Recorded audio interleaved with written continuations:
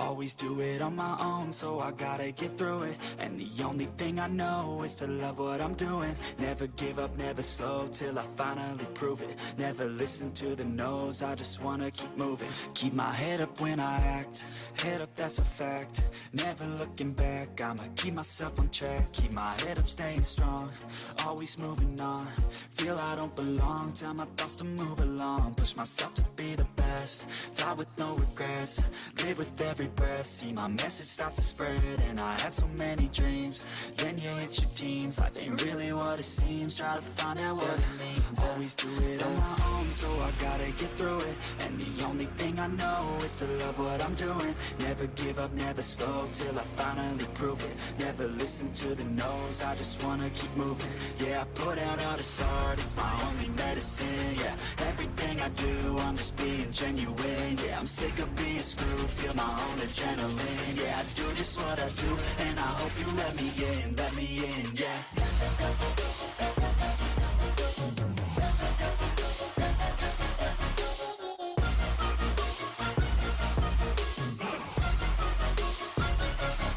I'm grateful, oh yeah, able, oh yeah, I'm stable, oh yeah, no label, oh yeah, you know me, I have only a path, I'm lonely, but damn, I'm going to win.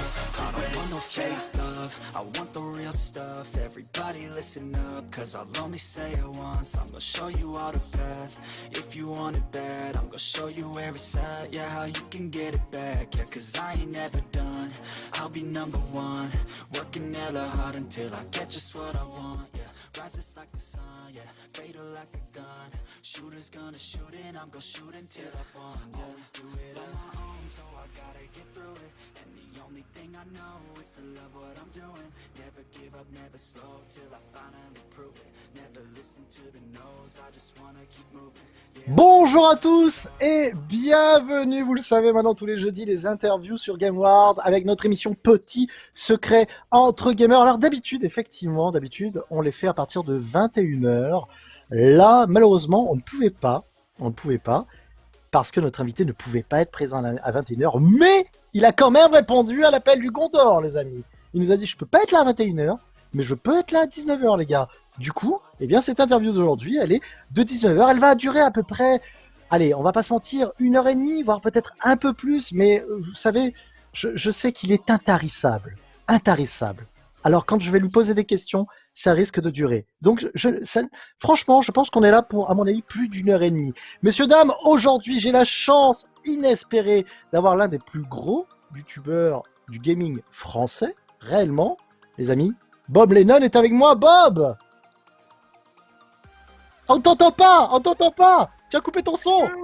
Bonsoir, j'ai remis mon son et je suis Bob Lennon. Ça va mieux, Et Bob. bienvenue. Je te voyais faire du geste. Voilà. Bien sûr, tu me vois gesticuler, mais c'est 50% de la personne, si tu veux. Bienvenue chez moi avec mes murs en anti-son, des trucs épais comme ça. J'habite dans un château de Lego. On est là, on est posé avec le Fred. Il est magnifique et il est toujours la doublure officielle d'Iron Man en France. C'est bon, merci. Ah bah bien sûr. Mais du coup voilà. Mais du coup comme dans le film, Iron Man il est mort. Est-ce que tu grimpes un échelon? Écoute, Iron Man est mort, ils ont besoin d'un autre acteur. Merci Robert Downey Jr. Dans les Terrible. prochains Marvel. Je pense que Terrible. voilà, c'est moi qui serai présent. Voilà. T'as Bob, toutes tes chances. merci. C'est comme Spider-Man, il le change tous les 3 jours, hein, donc ça Ouais, va bien se bah, passer. attends, ne rigolons pas parce qu'avec Spider-Man, là, il y a eu une news il y a quelques jours qui dit qu'il va y avoir le Spider-Verse, justement. Donc, tu as les acteurs des autres Spider-Man qui risquent d'intervenir dans le Spider-Man 3. Donc, Oh du coup, oui, le retour attention, de Tobey Maguire. Tobey Maguire, et puis le deuxième, dont j'ai oublié le nom, mais voilà. Donc, du coup, voilà, il risque d'avoir un bon truc. Bob, Ah, merci d'être avec nous ce soir sur Game On. Merci de passer après Benzaï, après Conquerax pour cette interview de Petit Secret entre gamers. Je te le disais en amont, ce soir, ça va être vraiment en mode chill. Moi, je te connais. On Parce que est toi, en mode détendu. Ah, parce oui. que regarde, je peux le prouver, j'ai la même tête que sur ma photo d'identité, mais moins stressée. Voilà, comparé. Attends, c'est un truc de fou. Fais voir cette photo d'identité. Mais, mais bien, attends, tu dis ça, mais je te reconnais pas, sérieux? Et c'est facile que tu me reconnaisses parce que j'ai exactement la même tête à mon daron, si tu veux, un homme brisé. Quand tu commences avec des Non, intros, un des plus grands de France, YouTube, machin, je suis là. Mais mec, je suis sur le déclin absolu, je fais des trucs qui mais n'intéressent attends. plus personne. Mais tu sais quoi sur cette photo? Tu sais à qui tu ressembles sur cette photo? Tu ressembles à non, François Torel, s'il te plaît. Ah oui, non, par contre, ça oui. Non, mais ça depuis le début. Depuis le Ah, début, d'accord. même. Voilà, c'est ça. Même quand on était en 2014, en 2013, quand j'étais au top de la forme, on m'envoyait des photos de François Torel, le fossoyeur de film, en pensant que c'était moi, si tu veux. Moi, je. Ah ouais, non, mais sur cette photo, je t'avoue que ça prête à confusion quand même. Bon, Bob, comme je te l'ai dit, on est en mode tranquille. Moi, je reçois un ami ce soir. Je reçois quelqu'un que je connais depuis des années maintenant, Absolument. par rapport au salon et autres. Ça me fait très plaisir que tu aies répondu à cet appel pour cette interview. Tu as répondu à l'invitation pour cette interview. Tu m'as vu Moi, boire de l'alcool dans un restaurant. Du coup, je réponds à l'appel du Gondor. Par contre, je suis là au début de la bataille, mais pas à la fin. Hein, je suis pas Gandalf. Voilà. Ah oui, non, mais c'est clair. Non, c'est bon. Déjà, si tu arrives, au moins tu fais acte de présence, c'est déjà bien. C'est déjà bien. Donc ça Bien sûr. va, c'est On est cool. bien, on est bien. Bob, du coup, on va commencer cette interview. Moi, voilà, on parlera de ton actualité à la fin. On parlera des choses que tu es en train de faire en ce moment, justement, dans le livre dont vous êtes le Billy. Donc ça, on en parlera justement à la fin. On parlera de tes émissions. On parlera de stream. On parlera de toi avant, justement.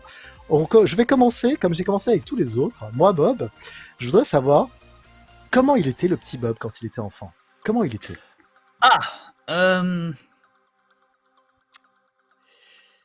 Clairement hyperactif et diagnostiqué avec des trucs qu'à l'époque on savait pas les diagnostiquer ou on n'a pas pensé à me le faire. C'est pas pour jouer mon Doctissimo. Non, pas du tout. Mais clairement, mes parents ont fait ce qu'ils ont pu avec ce qu'ils avaient. Clairement, ma sœur a été essentielle dans mon développement. Clairement, mon frère a été essentiel dans l'exemple. Même si de son point de vue à lui c'est un exemple de merde, mais du mien moi j'avais que le côté positif, donc c'est pour ça. Il faut savoir que j'avais la chance d'être l'enfant le plus béat de la famille, ce qui fait que je me suis rendu compte de tous les aspects dystopiques qu'elle pouvait avoir que très tard dans ma vie. Moi, j'ai toujours eu l'illusion et l'impression d'avoir une enfance heureuse, alors que, en y repensant, c'est vrai que j'en ai vraiment pris plein la gueule et je m'en suis rendu compte seulement en le comparant avec d'autres personnes. Que moi, j'étais là, mais putain, mais t'as eu une enfance absolument incroyable, ça s'est super bien passé. Et les mecs sont là, non, c'est terrible. Mon père buvait. Moi, je suis là, non, mais non, pas moi. Mais pas le mien pour le coup. Mais je veux dire, il y a des tas de choses dont je me suis rendu compte qu'après coup. Mon enfance, c'était un petit peu l'enfance du petit garçon dans La vie est belle, si tu veux. D'accord. J'ai eu cette chance et je m'en rends compte. La Vita Bella, hein, bien sûr, hein, avec je me souviens plus le nom de l'acteur, mais fantastique. Donc je m'en rends compte de ça après coup. L'école a été une immense souffrance et une immense torture parce que comme vous pouvez et comme vous l'imaginez, je suis quelqu'un qui a un caractère qui est à la fois le mien et qui est à la fois très showman, mais ça c'est un bouclier de défense développé. Lorsque tu n'as pas l'occasion de frapper les gens qui t'emmerdent, les faire rire est la seconde meilleure défense. Mais en faisant ça, tu développes une personnalité de clown qui répresse la personnalité que toi tu as en tant qu'enfant. Et ça, tu le payes ça encore par la suite. Mais Roberto Benigni, merci infiniment pour Relique sur le chat. Merci parce que ça m'aurait fait chier toute la soirée. Mais globalement, si mon enfance a été plutôt heureuse à la maison, plutôt désastreuse à l'école, plutôt heureuse en termes d'amis, parce que j'en avais quand même, hein, et ça c'est une grande joie, et que j'ai toujours d'ailleurs, hein, toujours une grande joie, c'est vraiment quelque chose qui ne s'est amélioré, comme beaucoup d'enfants turbulents ou beaucoup d'enfants introvertis. C'est vraiment quelque chose. Je déteste le terme surdoué. Hein. Ça, c'est un truc. Dans les années 90. Alors, dans les années 90, c'est marrant parce que pour ceux qui n'étaient pas à l'époque, de nos jours, tout le monde est autiste. Il y a de l'autisme là, il y a de l'autisme là, il y a de l'autisme là, à toutes les sauces, à toutes les couleurs. Il y en a sans doute du vrai dans le tas, ce que je respecte, mais c'est en mode Doctissimo et on mitraille en mode Reddit tout ce qui bouge et tout ce qui est un peu différent de la norme sous couvert d'autisme. À l'époque, on disait surdoué. Je sais pas, tu l'as vécu cette époque. Hein, donc, tu vois, tous les enfants qui avaient des problèmes étaient surdoués. En fait, non. On est de la même génération, effectivement. Voilà. C'était une méthode L'autisme. améliorative. C'était une méthode améliorative de dire qu'il avait des problèmes et donc de manière à ne pas y faire face, juste à se dire ah bah c'est juste ça, et bah ça ira mieux plus tard et de ne pas s'occuper du problème. De nos jours, au moins, on a la conscience morale de dire ah c'est de l'autisme, donc de reconnaître au moins que c'est un problème, même si c'est un médiagnostic, misdiagnostic, mauvais diagnostic, j'ai pas le terme. Où il doit y avoir, voilà, il y a clairement un spectre de, de, de, de, comment ça s'appelle, de différents types qui sont ignorés, si tu veux. Donc c'est une manière de dire, bah on met ça dans le fourre-tout, on sait que c'est un problème. Ce qui veut pas dire que les gens s'en chargent plus aujourd'hui. Hein. Alors ça, Oui, c'est-à-dire que les gens s'en battent les couilles à peu près de la même manière. Diagnostic erroné, merci Iron pas. Mais globalement, j'ignore si c'est un mécanisme de défense, mais j'ai le souvenir d'une enfance très heureuse, alors qu'en fait, lorsque je la reliste, c'était dystopique as fuck. Mais ultimement, je me suis bien amusé. Ça, justement, pourquoi tu as cette impression? Parce que là, tout à l'heure, là, je rebondis sur ce que tu as dit. Tu nous décris, enfin, tu te décris comme quelqu'un d'introverti. Or, quand on connaît Venom, c'est vrai qu'on n'a pas l'habitude, on te voit pas du tout comme une personne introvertie. Tu étais vraiment introverti. Et qu'est-ce qui t'a fait, qu'est-ce qui te fait dire que tu as eu une enfance qui n'est pas si heureuse que ça, finalement, en fait?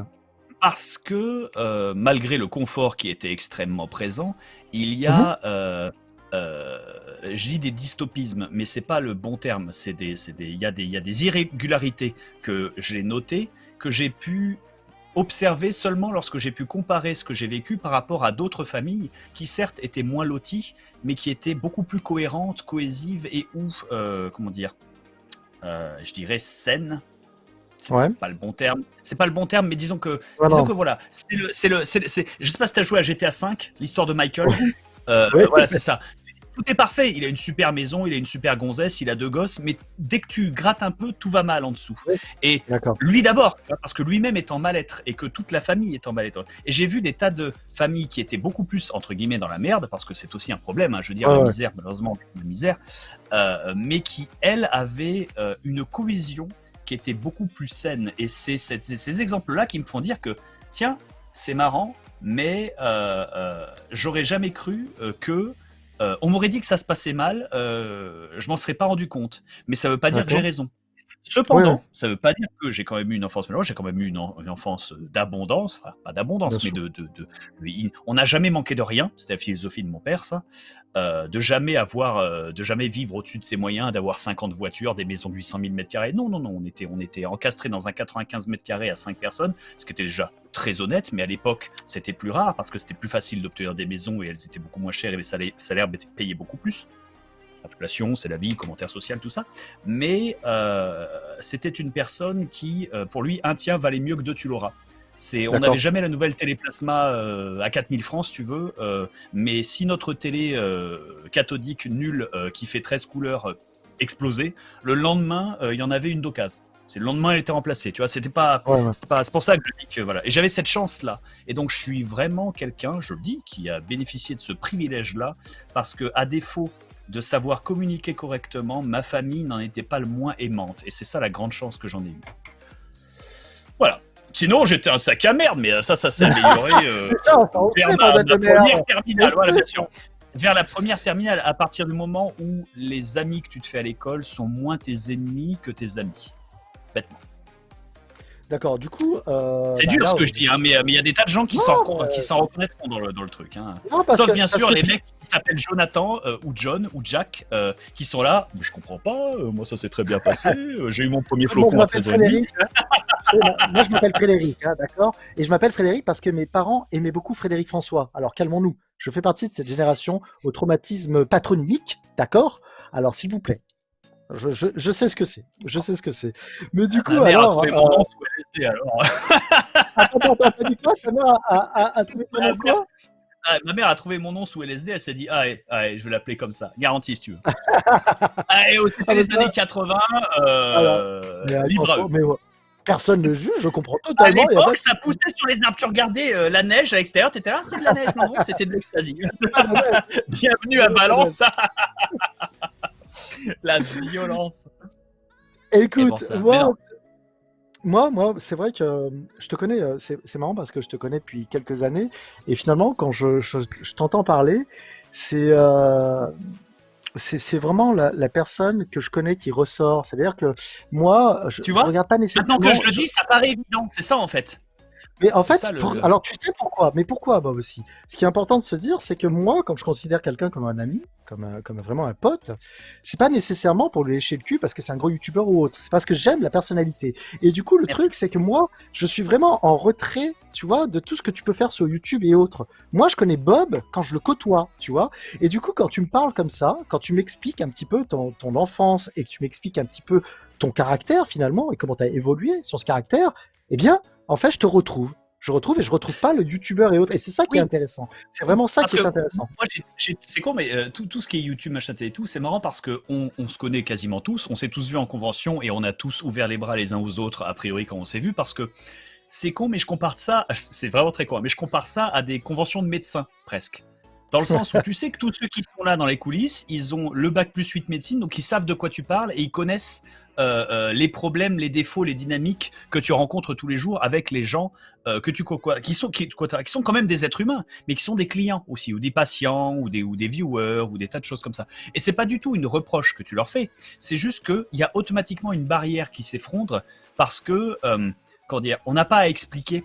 Tu vois, on n'a pas expliqué où on peut sauter tout de suite le palier de ah bah tiens, qu'est-ce que tu fais? Pourquoi on le pose la question quand même par politesse quand on rencontre un nouveau youtubeur qu'on connaît pas et qu'en convention on veut être poli, machin, on dit tiens, qu'est-ce que tu fais? C'est quoi ta chaîne et quel est le sujet que tu abordes? Ne serait-ce que pour savoir si c'est un youtubeur beauté ou si c'est un youtubeur gaming ou un caster. Enfin, c'est voilà, il y a toujours cette politesse là. C'est la même politesse que j'imagine un Toubib aurait un autre en disant toi t'es quoi? T'es pédiatre ou t'es podologue? Toi t'es anesthésiste? Enfin.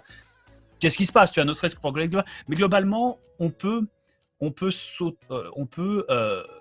sauter toute une étape, toute une barrière, toute une image qui a été préfabriquée par les gens que tu rencontres initialement. Comme toi, j'imagine, il y a des gens qui te voient dans la rue, ils t'appellent Sparadrap, si tu veux. Oui, Il y a, bien il y sûr, a, bien il y a sûr. un pattern, bien sûr. Il y a ou Iron Man, mais ça, c'est normal. Ça, c'est... Ça, c'est toi. Ça, c'est toi. Non, mais voilà, non, moi, il m'appelle François Terrel. Garanti. Mais voilà, donc c'est ouais, entre guillemets, c'est comme une fraternité. Je sais que c'est très con et du coup, ça sonne élitiste. Et je m'excuse si jamais ça l'est, mais n'importe qui a un travail et qui rencontre quelqu'un qui fait le même travail aura, entre guillemets, c'est humain, hein, c'est tribaliste, mais on est humain, on est comme ça, ce genre d'élitisme instantanément parce que le simple fait de connaître ou de pouvoir partager les mêmes souffrances ou les mêmes difficultés, ça rapproche déjà les gens de base. Après, Bien sûr. moi, c'est pas faute de ne pas me faire des potes avec des gens qui sont pas du tout youtubeurs. Hein, rassurez-vous, hein, ça arrive aussi. Je sais pas. Ah non, mais, Il y a tu sais, vraiment- entre nous, Bob, je suis pas youtubeur, hein, je suis pas dans le Oui, non, game, bien moi, sûr. donc du En coup, plus, oui. voilà, c'est un Oui, mais t'es parfait dans le exemple. spectacle, t'es dans l'animation. Oui, Tout à l'heure, oui, juste oui. avant qu'on commence ça, on discutait. Moi, je lui demandais la question. Bah, je vais parler d'une heure et demie enfin, je vais parler pendant une heure et demie de moi. Parle-moi de toi, comment ça se passe. Et tu m'expliquais que t'allais descendre à Monaco pour faire du cast. Oui, Et quand tu oui. Et quand tu m'as dit, quand j'ai demandé quel jeu t'allais caster ou quel jeu t'allais commenter, tu m'as dit non, je hoste. Et je fais ah d'accord, Oui, donc tu fais ça et ça. Ouais. Tu vois, il y a automatiquement la compréhension qui se met là-dessus. Et c'est quelque chose qui est unique à nous et qui nous permet de nous rapprocher. Et c'est bien parce que c'est un milieu dans lequel je suis persuadé qu'il faut, je vais pas dire rester soudé, mais au moins rester en contact. Il faut que même si on se parle pas pendant 2 ans parce qu'il y a plus de convention, parce que tout le monde est malade et est en train de mourir du cancer de la Chine à l'extérieur, on puisse allumer un Skype et reprendre la conversation exactement là où on s'était arrêté. Parce que c'est bien aussi. C'est ça la civilisation 2.0 qu'on vit depuis 2013, 2012. Et tu vois, c'est ça, c'est intéressant ce que tu dis parce que finalement, tu aurais pu dire non, moi j'ai autre chose à foutre que de venir J'aurais faire pu t'envoyer n'importe chier quoi. parce que bordel de merde, je suis débordé ces temps-ci. Non, mais attends, c'est totalement vrai. Et j'aurais répondu, mais oui, bah écoute, il n'y a pas de souci, on se fera ça un autre jour. Mais non, tu as voulu venir, tu m'as dit c'est pas possible à 21h, on vient à 19h, Oui. on est en train de parler de toi, on est en train de parler de ta jeunesse, on est tranquille entre nous. j'ai envie de te dire, voilà, merci, parce que des gens peuvent parfois, comment expliquer? Les gens, à partir d'un certain niveau de notoriété et autres, des personnes qui sont célèbres, parce qu'on va, rendons à César ce qui appartient à César. Bob, tu es quand même assez célèbre, tu as une énorme notoriété dans le gaming français et YouTube français, et des gens peuvent C'est une rémanence, mais continue. mais des gens peuvent avoir des appréhensions à venir vers toi, tu vois, alors que tu es quelqu'un qui est ultra ouvert. Tu vois ce que je veux te dire? Ouais, absolument. La vérité, c'est que si jamais un jour je réponds pas à une requête ou quoi que ce soit, c'est que soit j'ai pas le temps, soit a priori c'est non, parce que ça va vite et c'est la vitesse. Mais globalement, c'est un faux reproche qu'on m'a fait, ça. C'est que si jamais on me propose un truc, a priori je vais accepter, si jamais c'est possible et dans l'ordre du possible et si ça rend service, parce que je suis un bricoleur. Moi, je suis pas du tout quelqu'un qui compute, qui fait de longues études et qui est capable d'exposer ses pensées dans des longues dissertations en utilisant les mots corrects, si tu veux. Je suis pas Albert Camus. Il fait des phrases. Ça fait du sens, hein, mais ça fait aucun sens. Mais bon, voilà, c'est parce que je suis trop con. Mais c'est pour donner depuis l'idée. tout à l'heure, tu nous sors des mots qui compteraient triple au Scrabble, et tu oses me dire ça maintenant, mais c'est pas possible. C'est un entraînement, c'est exclusivement et uniquement grâce à ma femme. Putain. Alors ça par contre, ça fait des années qu'elle me bosse dessus et ça marche. Hein. Mais c'est parce que j'ai compris. C'est parce que j'ai compris que pour environ 50% de la population, voire plus, il y en a qui préfèrent. C'est généralement les mecs qui supportent pas qu'on les coupe. Ça me fait sourire, mais ce sont des gens qui préfèrent exprimer la totalité de leurs pensées via la parole et de leurs émotions, même s'il est impossible pour eux de l'exprimer de la manière exacte. Ils utilisent juste l'approximation des mots qu'on leur offre et qui veulent absolument aller jusqu'au bout de leur phrase, quelle que soit la chose qu'ils racontent. Alors que moi, je fais partie de l'opposé. Je suis un des gens qu'on peut me couper n'importe quand, ça me dérange pas. Et si jamais j'arrive à prévoir la fin d'une phrase, on fait avance rapide, si tu veux. On passe, tu te fais barre espace, mais même dans des conversations, c'est pour ça. Donc, j'ai compris qu'il fallait trouver le juste milieu. C'est con, mais c'est la même chose que pour Aventure. Au début d'Aventure, j'étais chiant, puis après un temps d'adaptation, tu arrives à trouver un équilibre normal par rapport aux autres. Évidemment, mais c'est comme ça que tu fais. C'est comme un dessinateur de BD. Quand il commence une BD, Kid Paddle par exemple, c'était lu Kid Paddle, le tome 1 n'a absolument pas du tout la patte graphique du tome 3. Qui lui par contre est complètement... J'ai un exemple concret alors dans ces cas-là, j'ai un exemple concret, on n'a pas besoin d'aller même vers Kid Paddle. Moi je donne toujours cet exemple, je parle de Berserk. Kentaro Miura a un trait de dessin qui est déjà très beau au début, mais qui change radicalement au fur et à mesure, je vous le dis. Absolument, et qui devient pour pas forcément devenir moins beau, voilà, c'est juste différent. Ah non, mais là, pas du tout. Mais un autre exemple, c'est Saint Seiya. Si tu lis les Chevaliers de Zodiac en BD, enfin en manga, c'est pour ça, ouais. Le tome 1, il est dégueulasse. Voilà, il faut dire ce qu'il est. Après, tu sais quoi, je vais pas te mentir, Bob, mais moi, entre le tome 1 et le tome 27, je trouve pas qu'il y ait beaucoup d'évolution, hein. Je trouve pas que ce soit aussi bon quand même. C'est un autre débat.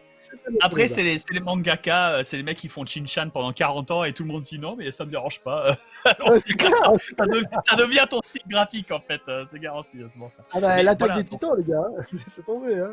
Donc c'est pour ça. Et au final, on a dit beaucoup de substances, mais on n'a absolument pas avancé sur le sujet. Justement.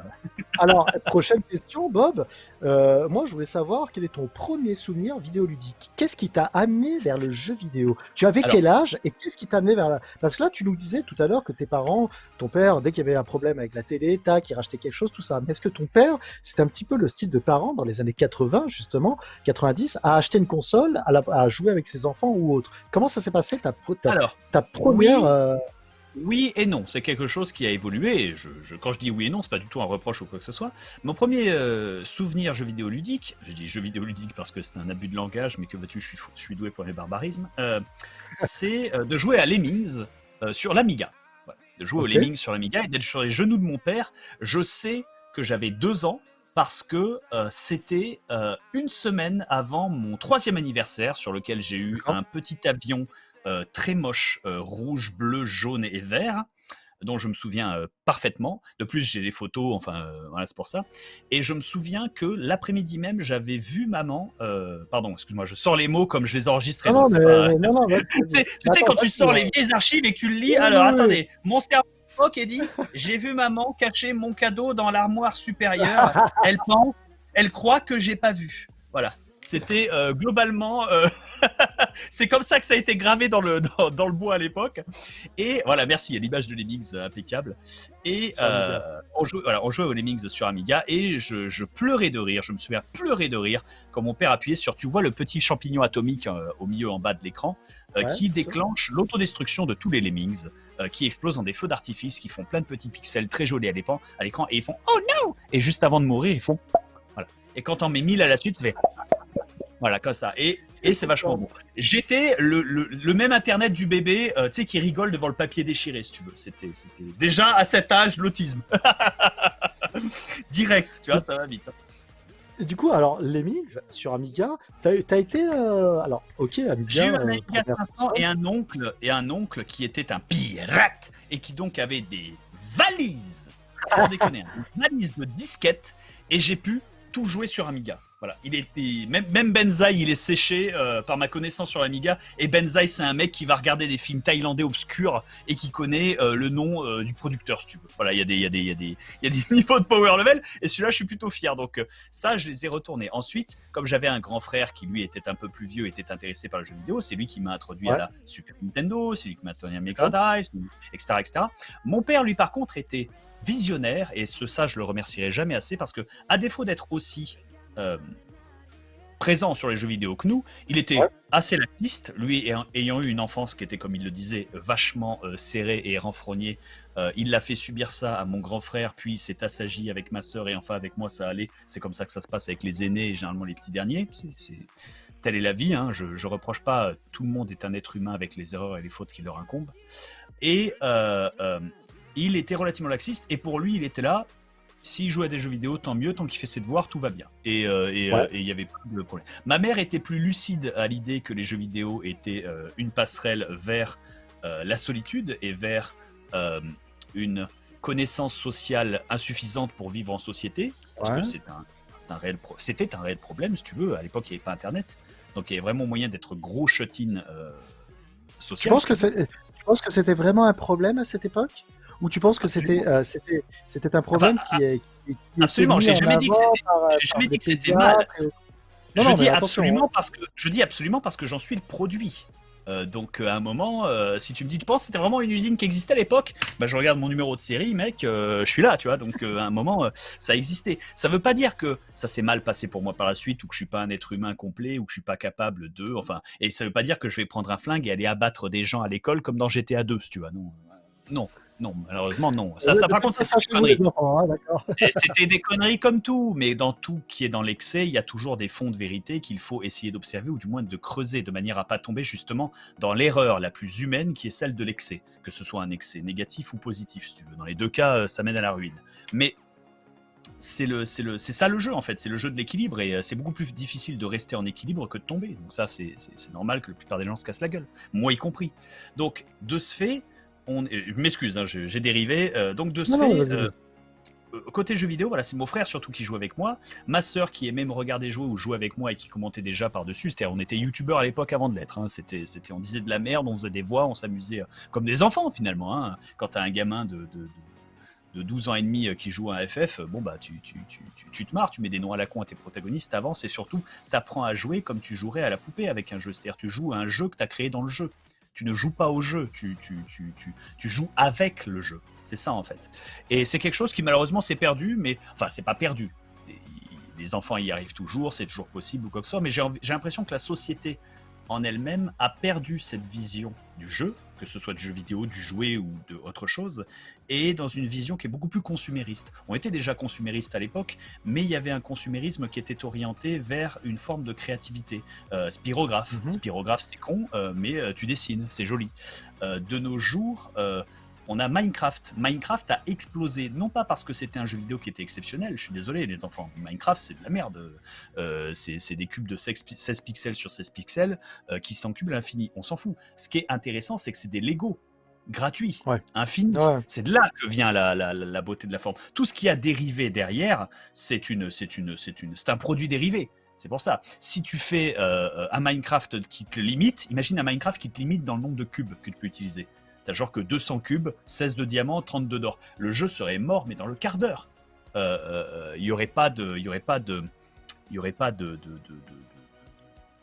Il n'y aurait pas de substance finalement. C'est la différence entre les tabletop RPG, c'est-à-dire les JDR, et un RPG que tu joues de BioWare, si tu veux. Mass Effect Andromeda, c'est bien, mais un JDR que tu joues avec des potes, avec un vrai être humain qui invente des scénarios derrière, même s'ils sont pourris, et ben quand tu as 12 ans et demi, c'est incroyable. Tu vis ta vie, tu vis ton personnage, tu as ta fiche et tu la gardes jusqu'à tes 30 piges dans un tiroir. Donc, il y a ça, et je pense que si le JDR a repris, je dis pas grâce à Aventure, ça existait déjà avant, mais nous on l'a remis au goût du jour et que Minecraft a remis la créativité aussi sur cet aspect au goût du jour, etc. grâce à Internet, c'est parce qu'il y avait un désir de ça, un désir qui avait été ignoré trop longtemps par les grosses corporations qui, je dirais, s'en battent les couilles et continuent à s'enfermer dans une méthodologie et une mentalité que je qualifierais de linéaire et tristement capitaliste. Voilà, c'était mon commentaire. Alors c'est marrant parce que je pourrais rebondir là-dessus, mais je te dirais, mais c'est bizarre parce que quand même, je trouve que le JDR papier n'a jamais autant fonctionné que ces 15 dernières années, même, voire Absolument. plus, même. Absolument.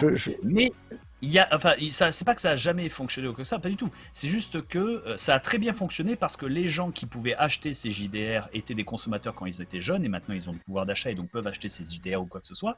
Mais il y avait toute une génération qui était beaucoup plus jeune, qui elle est la génération qui a été élevée avec des écrans tactiles. C'est les images des gamins que tu vois toucher des écrans de Game Boy Advance sans comprendre pourquoi ça sélectionne pas, tu vois. Mais je dis ça, mais les images là sur lesquelles tu rigoles, c'était il y a 12 ans sur Internet ça déjà. Oui, bien sûr. Donc ça veut dire que le gamin il en a 14. Tu vois donc il y a un processus et il faut leur éduquer ça, il faut leur transmettre ça. Et il y a eu une avancée technologique telle et tellement rapide que générationnellement, je trouve qu'on n'a pas eu le temps de transmettre ça. Avant, l'avancée générationnelle et technologique était beaucoup plus lente, ce qui fait qu'en 40 ans, on avait des bons technologiques fous, mais les parents avaient le temps de s'adapter et de transmettre à leurs enfants, si tu veux. Ils ne devenaient pas vieux tout de suite. Voilà, ton grand-père avait encore des bons conseils à te donner. Là, aujourd'hui, même s'il y a toujours des bons conseils à te donner, je suis désolé, mais tu as 15 ans, tu as grandi avec des écrans dans un monde qui est à 50% public, voire virtuel. Mec, ton grand-père, il est dépassé, non pas de 2 générations, mais de 5, tu vois, en termes humains. Sans vouloir manquer de respect à l'un ou à l'autre. Mais tu manques de respect à personne, mais c'est comme ça, effectivement. Moi, je le comprends totalement. Et je pourrais même te dire, même moi qui ai 40 ans, parfois, je suis dépassé sur certaines choses, tu vois, alors que je suis dans le milieu. Mais le milieu va tellement vite, le jeu vidéo va tellement vite, la société va tellement vite. C'est ça, mais rendez-vous compte, mon grand-père a eu ses premières chaussures quand il est à la guerre. Moi, quand j'étais petit, j'ai découvert les jeux vidéo avec les Lemmings. Maintenant, j'ai 33 piges, donc il s'est écoulé 80 piges. Bordel de merde, t'as vu Red Dead Redemption 2 le jeu qui fait plus réel que le réel. Enfin, qu'est-ce qui se passe? Enfin, non, mais enfin voilà, vous vous rendez compte qu'à l'époque, nous, on avait la cinématique de FF7, celle où t'as Tifa qui tombe dans la rivière de la vie où elle a des gros seins, et nous on était là, pouah, les graphismes incroyables. Après que la PS1 est chargée pendant 8 ans avec son CD pour nous vomir cette cinématique en 240p, voire en 144, monochrome si t'avais pas la bonne télé. Bordel de merde, rendez-vous compte, maintenant on sortirait un jeu vidéo avec les graphismes des cinématiques de FF7, voire de FF8, voire de FF9, on serait là, putain quand même, Fortnite est plus beau. Pourtant Fortnite, sans parler mal, ça a été monté à la bite, si tu veux. Ça a été monté à la bite. C'est quelque chose qui a été fait au rouleau de peinture et pas au pinceau. Ce Kraken. Ça y est, Bob, c'est pas un reproche. C'est pas un reproche. C'est une comparaison des méthodes de production et de l'efficacité. C'est comme de comparer un artisan en l'an 1730 pré-industrialisation et une Ford qui sort de l'usine toute neuve en 1900, si tu veux. Il y a des planètes de différence. C'est absurde. Donc c'est pour ça. Donc c'est marrant parce que les gens disent, avant ils disaient, plus tu deviens vieux, plus tu vieillis et plus les jours passent vite. Maintenant, ce qu'il faudrait dire pour être correct, c'est plus tu vieillis et plus tu vieillis vite en fait. Ou plus le monde rajeunit rapidement. C'est vraiment une évolution qui te précède. Ça dépend sur quoi enfin, ça dépend ce que tu... Je sais pas comment t'expliquer. Moi, je suis pas d'accord parce que je trouve justement... tu vois, moi, je vois mes parents. Comme je disais, j'ai 40 ans. Moi, je voyais mes parents quand ils avaient 30 ans. tu vois, quand ils avaient 35 ans, pour moi, ils étaient déjà vieux. Ils faisaient vieux. Je pense qu'on est vraiment, c'est vraiment. Non, mais tu sais, c'est vrai. Mais Non, je mais oui, l'ai bien dit. sûr. J'ai encore eu une conversation avec des amis la dernière fois, et je trouvais qu'à notre époque, dans les années 80, nos parents faisaient déjà vieux.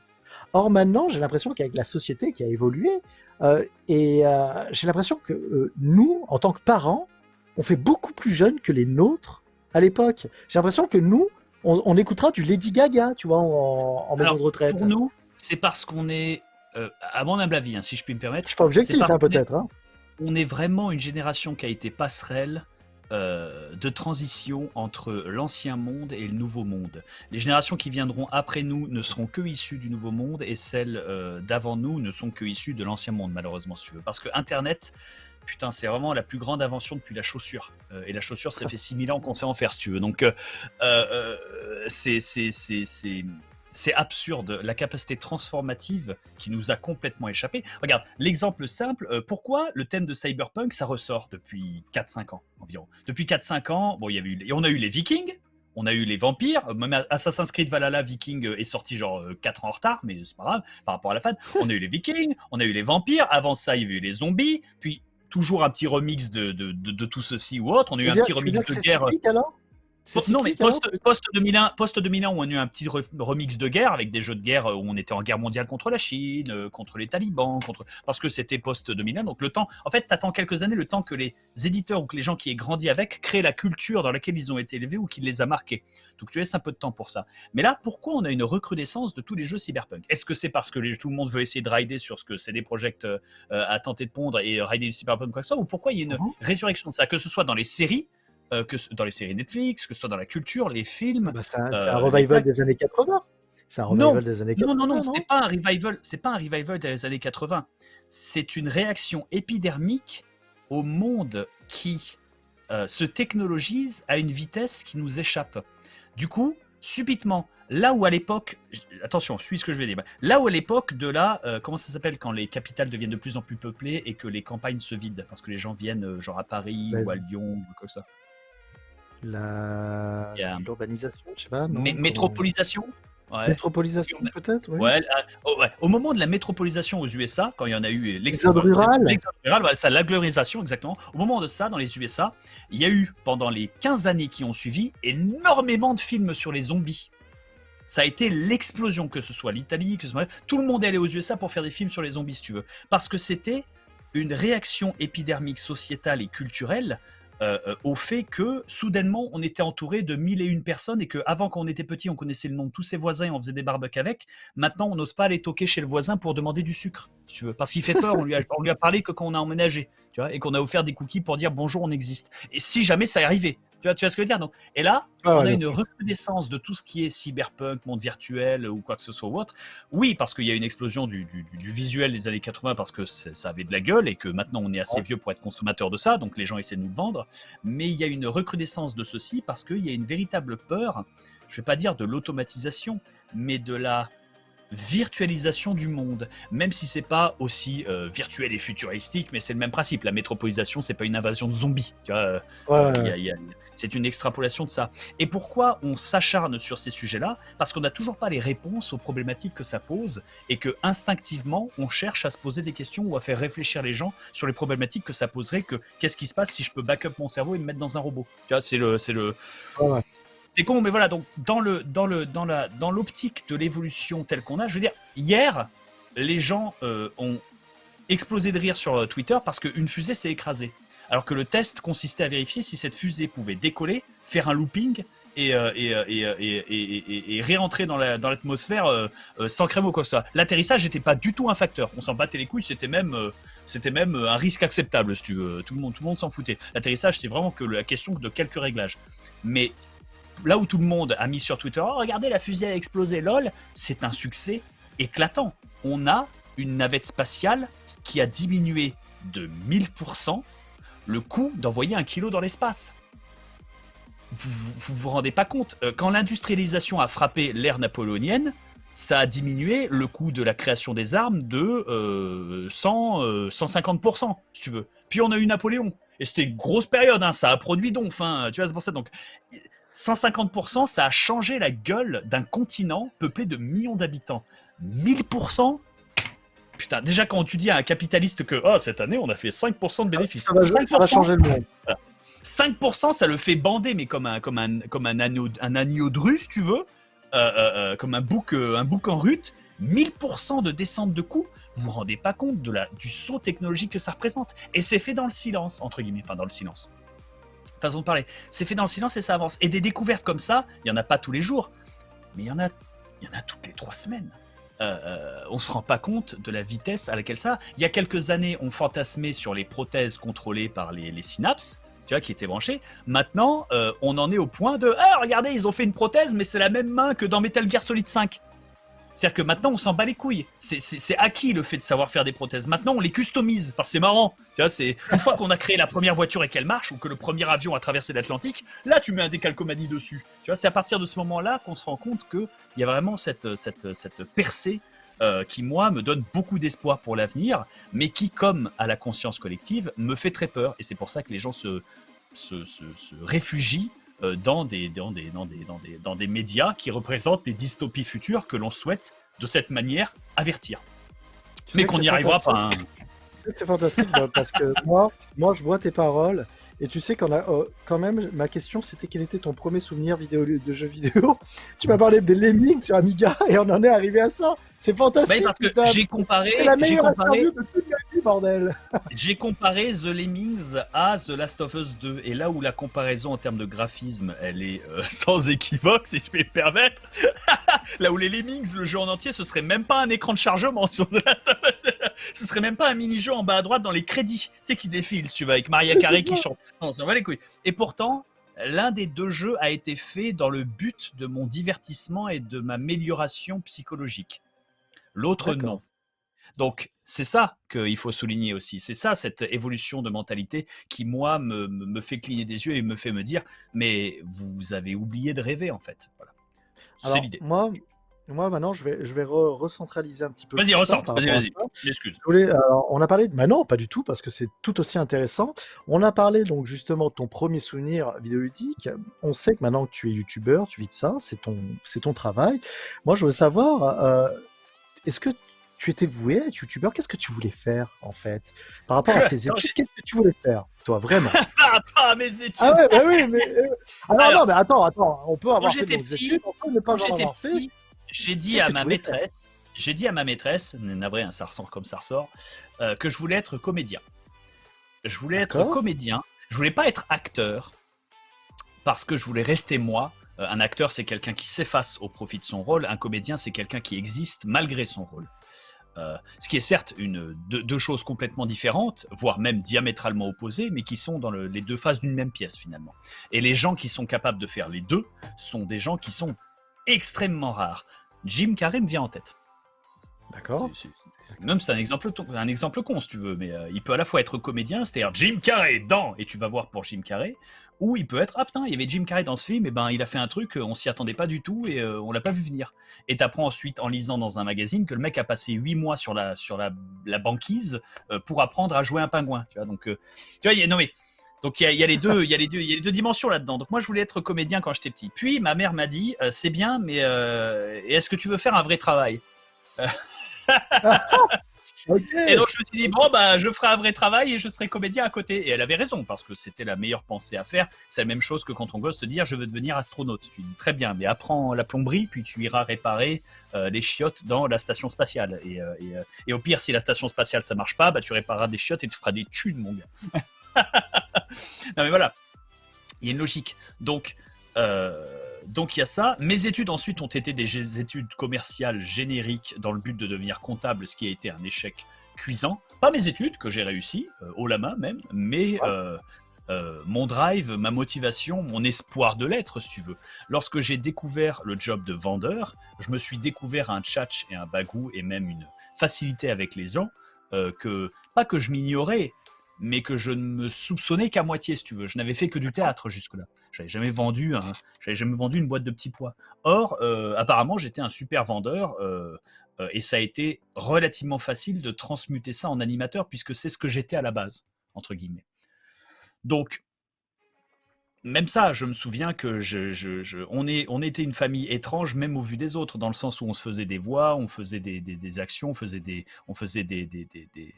we played pretend, je sais pas comment on dit en français, mais on se faisait des films en long, en large et en travers, on se marrait entre frangin, frangine, et ma réaction à ce jour, quand mon frangin me voit, c'est de me faire comme ça au ralenti, et moi de faire un triple looping en partant dans un meuble, en esquivant le chat sur la route, en faisant le bruitage, et c'est une réaction qui est automatique chez nous, voilà, tu vois, parce que c'est quelque chose qui est familial. Il y a des familles qui ont des quirks comme ça, et nous, c'était la nôtre. Parce que mon père a un très grand talent d'acteur, et ma mère aussi, et eux, par contre, n'ont jamais eu la chance, ni l'occasion, ni peut-être même le désir de le fructifier. À mon grand dame, ils ont fait un peu de théâtre à un moment, mais je me rends compte que s'ils ont fait un peu de théâtre, c'était une excuse et un prétexte pour essayer de passer de temps avec moi et m'amener à m'ouvrir, parce que c'était une grande difficulté qu'on avait dans la famille, d'avoir une réelle communication.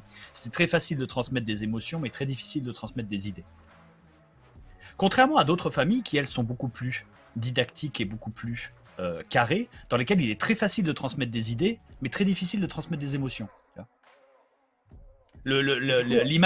Moi, c'est l'image inverse. Moi, tu vois, il y a l'image de la fille qui est là, papa, je ne veux pas devenir championne de natation, ni première solfège de France. Ce que je veux, moi, c'est m'occuper d'animaux et être vétérinaire. Et le père, il dit, ma fille, j'ai déjà payé tes études, donc tant pis, tu feras ça, et tant pis pour ton rêve de vétérinaire. Tu vois, l'émotion n'est pas du tout passée. L'information est venue, et il y a eu une réponse et un échange d'informations, mais pas un transfert d'émotions, si tu veux. Là où, de l'autre côté, nous... Pour te donner un exemple, quand ma mère devait m'expliquer où est-ce que je devais me rendre, par exemple, elle me dit « Ok, donc là, il faut que tu ailles à l'épicerie. » Très bien. Donc, tu vois le rond-point par où on est arrivé Très bien. Oui, celui qui est là-bas. Alors, elle dit là-bas, mais en faisant un grand mouvement comme ça de bras. Là-bas. Ok, peut-être, très bien. Tu te souviens, on était arrivé par la droite, en rentrant ou en sortant. C'était pas important, on est arrivé par la droite. Tu vois, et ensuite on passe devant la petite maison avec la petite rivière. Tu le vois, celle-là? Oui, celle-ci, je la vois, je vois très bien où elle se trouve. Donc maintenant, j'ai pu rattraper ton équation, donc c'est nickel. Tu vois, eh ben, c'est pas là qu'il faut aller. Il faut. Et toi, t'es là. Ah putain. Voilà. Ah, mais merde, maman, tu m'as perdu, putain. L'émotion est facile à transmettre, tu vois. Un je t'aime, mon fils, ça passe par le câlin. Mais l'explication de processus ou de concept, c'était un processus. Ah, d'accord. C'est clairement quelque chose que j'ai appris que bien très récemment. Tu compares les interviews que j'ai données en 2012 avant ma femme et les interviews que je donne maintenant, je fais 1000 fois plus de sens aujourd'hui que je n'en faisais à l'époque. C'est normal, il y a peut-être aussi la maturité un petit peu. Je dis pas que tu n'étais pas mature avant, mais. Je ne parle pas de la substance de mes idées, je parle de la manière que j'avais de les amener. Et pourtant, encore aujourd'hui, c'est extrêmement brouillon et ça énerve les robots qui nous écoutent. Hein. Non, t'inquiète pas, j'ai l'impression qu'ils te connaissent bien sur le chat, donc il n'y a pas de souci. J'ai vu des petits trucs passer, je pense qu'ils connaissent le bonhomme, il n'y a aucun problème. Mais du coup, alors, Bob, qu'est-ce qui t'a amené vers YouTube et surtout qu'est-ce qui t'a amené à ta rencontre avec Fanta? Alors, moi j'aimerais bien savoir un petit peu. Les deux. Ce qui m'a amené faire YouTube, c'est Fanta, donc on peut répondre aux deux questions avec la rencontre avec Fanta. Eh ben, c'est que je jouais à Minecraft, je venais de me faire virer de mon travail. Et dans quelle année ça?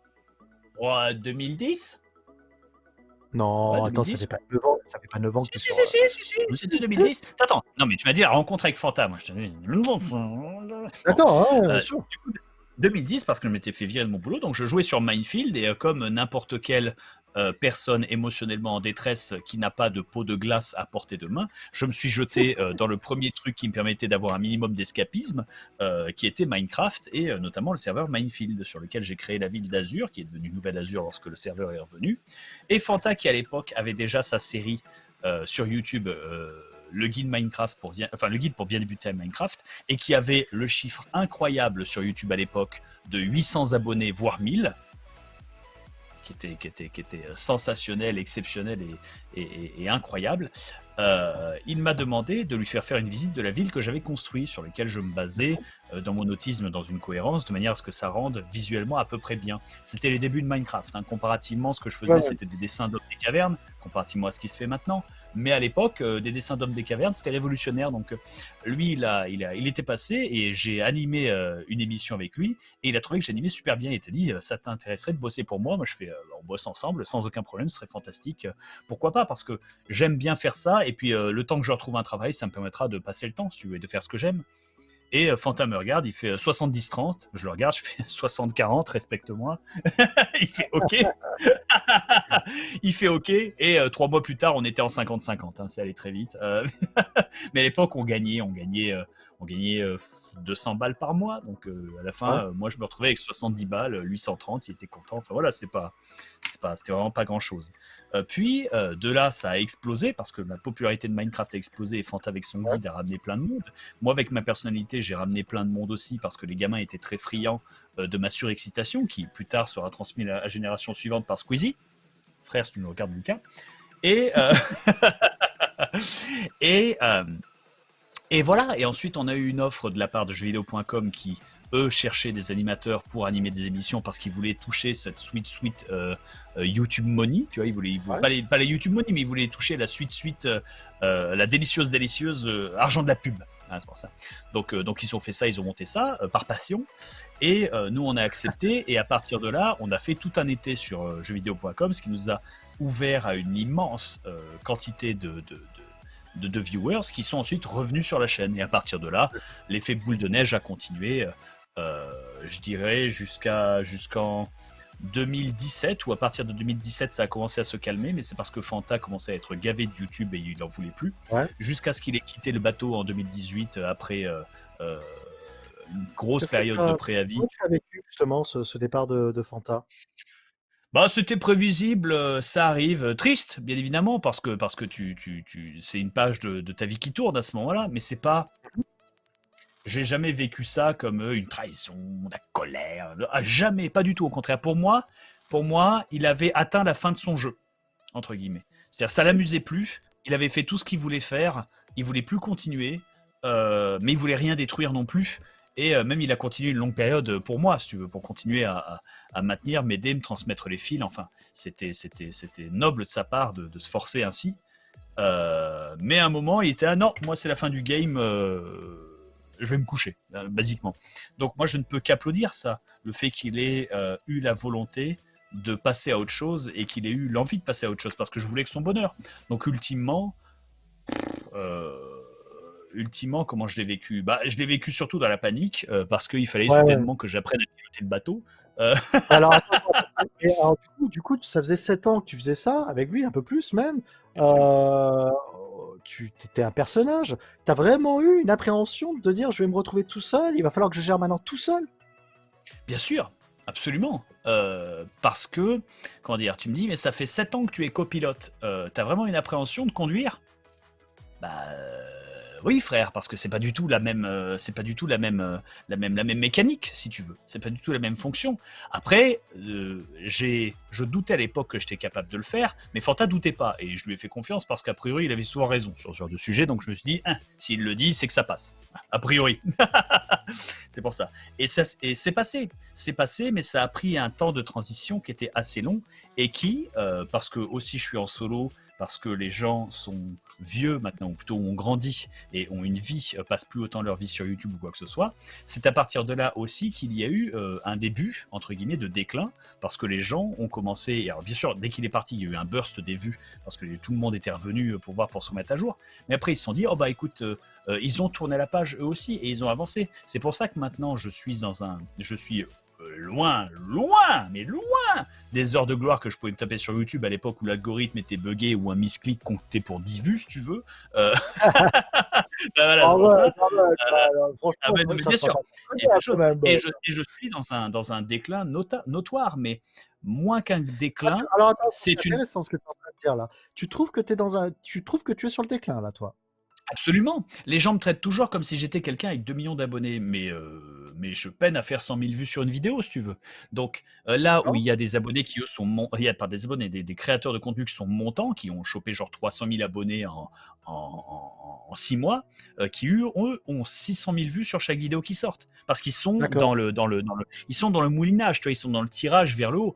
Moi, je suis dans un déclin doux et normal, mais après 10 ans de vie sur YouTube, c'est incroyable d'avoir, un, tenu si longtemps, deux, de continuer à tenir si longtemps, et trois, d'être capable de perdurer aussi longtemps, parce que ce déclin que je décris, c'est moins un déclin qu'une période de stabilité.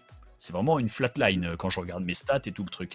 Et quand moi, à chaque fois, je panique en disant putain, je fais pas de vue sur cette série, pourtant je me suis fait vachement chier, j'ai essayé de la faire à donf et moi je m'éclate, les gens ils veulent bouffer que du Fortnite, c'est dégueulasse. J'ai Elise derrière qui regarde mes stats et qui fait mais non, moi je compare tes stats à il y a 3 mois et tout va bien si tu veux. Oui, en août ça a un peu baissé, mais en août tout le monde est en vacances et s'en bat les couilles. Donc, voilà, ça. Du coup, est-ce que c'est... Pardon, vas-y, continue.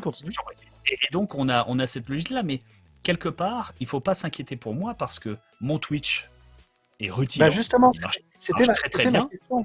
C'était ma prochaine question. Mais j'ai pas envie de devenir Twitcher à temps plein. C'est pas non plus mon kiff absolu parce que j'aime avoir cette liberté, notamment au niveau de la vie de famille, et le fait que je devienne auteur aussi. Donc quelque part, il y a vraiment une période de transition et de transformation, même si j'ai aucune illusion que le deuxième livre que j'écrirai, que je sortirai, n'aura pas le succès du premier, qui bénéficie d'une hype.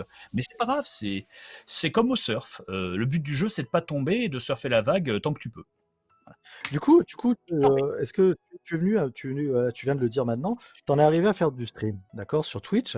Est-ce que c'est à cause de ce déclin ou c'est quelque chose qui t'intéressait? T'as vu d'autres youtubeurs y arriver? Qu'est-ce qui t'a intéressé dans le Les témoins Twitch sont game? là. J'étais sur Twitch depuis des streams à Darlid en 2011. Enfin, Non, pas Twitch, mais d'accord. en 2011, c'était quoi? C'était 2012 peut-être, 2011-2012. Ouais, je suis sûr que c'était fin 2011, début 2012. Vraiment, Twitch, enfin vraiment, c'est pas Twitch à l'époque, mais je squattais chez Atonium, j'ai squatté chez Biboulette, j'ai créé la chaîne parce que Fanta m'a poussé à créer la chaîne au bout d'un moment, et je me suis toujours battu et acharné contre le monde entier, y compris Fanta, pour monétiser et pimper la chaîne, entre guillemets, en disant non, moi Twitch c'est un endroit que je veux garder pour moi, pour avoir le plaisir de liver et de streamer avec des gens et de faire les jeux qui me plaisent. Je veux pas de règles. Voilà. Si je dois faire un jeu qui doit durer 200 heures et qui fait 5 vues, je le fais. Voilà. Ça me permet d'évacuer ça aussi. C'est pour ça. Donc là, je me dis, si jamais YouTube coule et que je dois devenir streamer à temps complet, à temps plein, ça me fait semi-chier parce que j'ai toujours envie. Ouais, ça pourrait arriver, ce serait une adaptation, mais ce serait pas une adaptation qui me rendrait extrêmement heureux. Non pas que ça me plaise pas de streamer, au contraire, j'adore ça. C'est juste qu'à partir du moment où ça devient mon travail, du moins que j'ai l'illusion que ça devienne mon travail, quel enfer, parce que je n'ai pas le talent d'un Mister MV, si tu veux. Il y a des gens qui sont faits pour le stream, tu vois, il y a des gens qui sont programmés pour ça, qui sont incroyables, qui en youtubeur sont... T'as un showman quand même, Bob. T'as un parler, tu sais animer. Enfin, moi je pense que t'as des qualités qui sont... Absolument, mais tout ceci coûte une énergie, énergie pour laquelle j'utilisais le stream pour me ressourcer. Tu comprends ? Ouais. C'est voilà, quand ton métier ça devient de boire de l'eau, chaque verre d'eau est une torture et plus un rafraîchissement incroyable après une journée de travail. Donc c'est le défaut du truc et c'est un équilibre. Équilibre que j'arrive à trouver parce que je stream relativement régulièrement, au moins une fois par semaine avec le stream de la propreté ou quand j'en ai envie, ce qui pop assez souvent. Récemment moins parce que j'ai burst. Oui, pour le coup, oui, plus. Mais là, pour le coup, je burst le livre ces temps-ci. C'est pour ça que je stream moins. D'habitude, sinon, je me jetterais plus. Dès que j'ai du temps libre, j'essaie de le faire de toute façon. Temps libre impliquant le fait que j'ai passé assez de temps avec ma gonzesse. C'est pour ça. Et bon, ça, bien évidemment, il y a des priorités. Mais dans l'idée, voilà, donc c'est pour ça. Et le livre, donc le fait que je sois devenu auteur, ça, je m'en remets pas. C'est cool, on va en parler tout à l'heure. C'est cool. Quel enfer. Si j'avais su. Comme je le dis, si j'avais su, j'aurais acheté des PS5, je les aurais vendus 3 000 € sur le bon coin. Ah bah, tu m'en auras filé une surtout, là. Enfin, tout de moins, tu m'en auras filé. Parce que moi, on n'en a pas eu. Alors, moi non plus, j'ai que pouic. Alors moi, j'ai rien eu. J'ai pas eu de clé Cyberpunk, j'ai pas eu de Xbox X, rien. Voilà, allez, je te filerai des contacts après. Allez, vas-y, c'est bon, ça va. Échange de bons procédés, je te filerai des contacts. Has-been. Mais ça veut pas dire que je regrette ou ça veut pas dire que je suis triste à propos de ma condition. Évidemment. Je suis pas comme Monsieur Indestructible qui regarde sa vitrine remplie de son costume et qui est là. Avant j'étais un super-héros. Non, absolument pas. Je veux dire, c'est une période que je suis très heureux d'avoir vécu dans ma vie, que j'espère pouvoir continuer à vivre encore un peu, ne serait-ce qu'un peu, mais sans vouloir gratter. Tu vois ce que je veux dire? Je vais pas pousser quelque chose que je ne peux plus apporter ou que je n'ai plus. C'est pour ça. Mais, la bonne chose par contre, c'est que je suis en termes de valeur toujours aussi cher en termes d'OPSP ou autre, pour une autre raison, celle-ci, c'est parce que même si je fais moins de vues qu'avant, ce qui est normal et ce qui est logique, et que ou autre, je suis ici depuis très longtemps et je bénéficie d'une immense quantité de goodwill. C'est-à-dire de bonne volonté de la part des gens, parce que c'est une bonne volonté qui est réciproque. J'ai fait beaucoup de choses qui vont dans le sens des gens depuis 10 ans, et je m'en suis jamais caché, et je m'en suis jamais vanté non plus. Les gens s'en sont juste rendus compte, et ils m'accordent cette confiance pour la bonne simple et unique raison que j'ai été honnête avec eux depuis le début, en fait. J'ai pas de raison de leur mentir. C'est ça, en fait, le gag. S'il y a des trucs sur lesquels j'ai besoin de mentir, mais je vais pas mentir, je vais juste pas en parler, et puis c'est marre. Je parle de genre la vie privée, des trucs comme ça, ou autre. Voilà, c'est... Oui. Voilà, exactement. Je vois sur le Moi, chat là, qui fait j'ai pas de t-shirt, moi. Moi, j'ai le t-shirt. Je ne joue pas pour gagner, mais pour humilier. Voilà. Regardez, je le lèche le t-shirt, il vaut plus cher maintenant. Allez-y, venez, je vous l'offre, il n'y a pas de problème. Absolument. C'est pour ça. Et il y a des trucs. Le pire, c'est que c'est paradoxal parce qu'il y a des trucs sur lesquels j'aimerais être encore plus ouvert auprès de la commu, mais je ne le fais pas parce que être trop ouvert avec des gens parfois, c'est ouvrir des faiblesses au monstre qu'est Internet. Et Internet, par défaut, est un monstre et essaiera toujours de t'enculer, quoi qu'il advienne. Même s'il est rempli de millions de gens qui sont pleins de bonne volonté, pour 1 million de gens pleins de bonne volonté, il en suffit de 10 qui soient des chieurs pour tout foutre en l'air. Donc c'est un... Il y a des requins partout, Bob, hein, même dans les évidemment, mais c'est un équilibre, c'est pour ça. Donc il faut trouver un équilibre et en donner assez de manière à ce qu'ils sachent qu'ils peuvent te faire confiance, ce qui est la vérité, sans pour autant t'ouvrir et te rendre vulnérable aux gens. Donc c'est encore une fois, c'est une question d'équilibre. J'en parlais, mais telle est la vie. Alors, on vient de parler de Bob le youtubeur, on a parlé de Bob le streamer, on va parler de Bob l'auteur. Moi, je voudrais savoir, Bob, on te voit sur pas mal de vidéos du joueur du grenier, on te voit faire la comédie, tu as même joué, et on va en parler, tu as même joué dans les films de Noob. Est-ce qu'il n'y avait pas une carrière? C'est vrai. Attends, laisse-moi me souvenir des tournages, laisse-moi rigoler là-bas.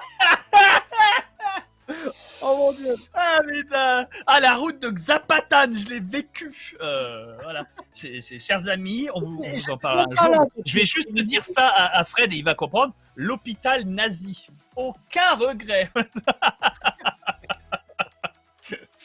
Voilà. Mais du coup, moi, ma question, je veux savoir, c'est, t'as jamais voulu faire vraiment de la comédie, mais vraiment intervenir, je vais pas dire au cinéma parce que ce serait énorme, mais cinéma, série, tout ça, t'as jamais voulu faire une carrière là-dedans, en sachant que tu avais les capacités pour le faire? Ce serait fantastique, mais je vis trop loin de Paris. Ouais. C'est un vrai défaut dans le métier. Et même si en vrai je vis pas trop loin, en vrai je suis à 2h30 de train, mais c'est suffisamment loin pour que si t'es pas là à toucher les putes et à sniffer la coke, les mecs t'oublient si tu veux, c'est le principe. Moi je suis à 4h30 de Paris. T'inquiète, y a pas de souci. Et j'ignore si j'en serai à la hauteur simplement parce que j'ai pas assez d'expérience dans le domaine. J'en ai eu et j'en ai toujours, mais j'ignore si elle est adaptée pour le domaine. Et dans ce cas-là, c'est vraiment qu'une question de période d'essai. C'est pour ça que lorsque je fais des doublages ou quoi que ce soit et que j'ai la chance d'en faire, je suis toujours extrêmement reconnaissant. J'applique des taux d'argent qui sont très bas. Pour les gens qui me recrutent pour ça, et je leur dis, et à chaque fois ils ont un peu peur, ils sont oui, du coup pour le cachet, moi je fais pour le cachet, rembourse-moi le billet aller-retour, la bouffe et puis des bisous. Ah oui, mais normalement on paye à la ligne, donc ça te ferait 430 € pour tout ce que tu as fait. Et moi je suis de comédien de doublage, tu peux nous en dire un peu plus? Eh ben, je suis extrêmement humble sur le sujet et je prends peu pour la bonne simple raison que 1, ça m'amuse, 2, ça m'éclate, 3, ça me permet de me faire du contact et le contact ça sert énormément. Et 5, je suis humble sur le sujet parce que je me permets pas de venir « Oui, je suis animateur sur Internet, donc forcément je suis bon ». Bien sûr que non.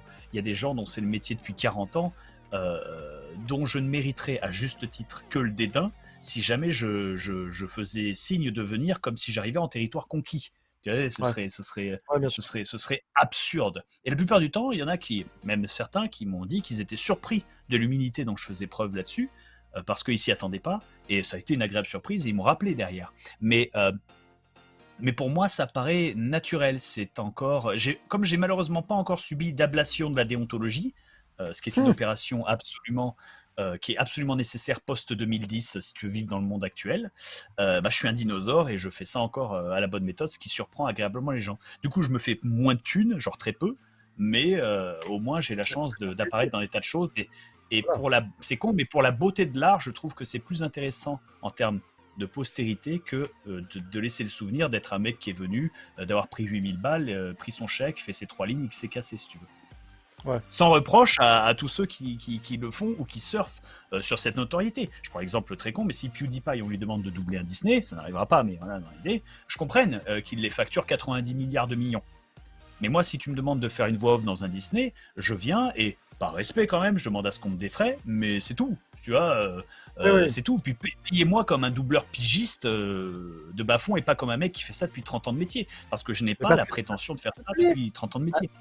Tu n'as pas la prétention et parce que c'est un exercice qui va te plaire et que tu vas faire avec plaisir. Et pourtant, comme on l'a fait souligner, il y a une valeur derrière parce que les gens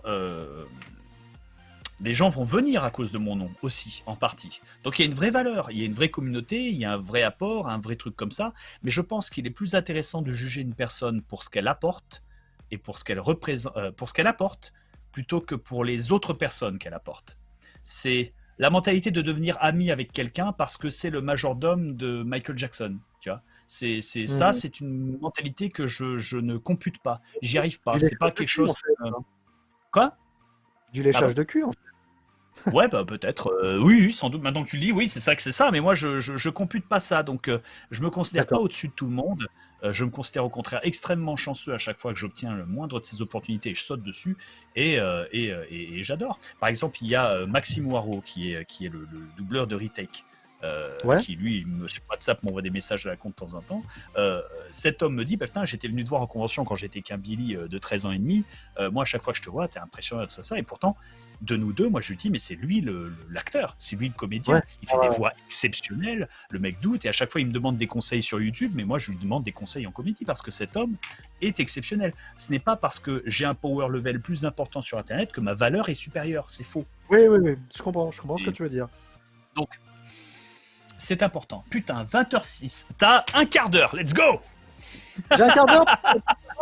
Vas-y, c'est l'heure des questions. Oui, non. Vas-y, c'est parti. D'où je viens ? Oui. Quelles sont mes études ? Non. Vas-y, alors. Non.